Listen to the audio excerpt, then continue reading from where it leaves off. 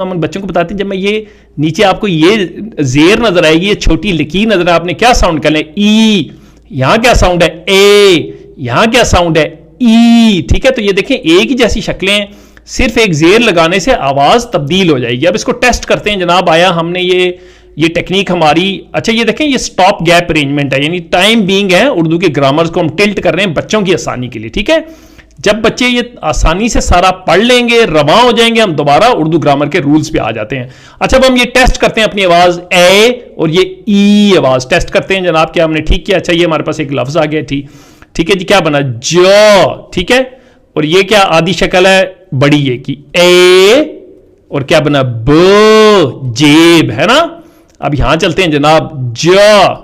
ठीक है, ये लफ्ज मुख्तलिफ है, यहां क्या आवाज निकल गया, ई, और आगे क्या है, प, जीब। तो आपने देखा एक छोटी जेब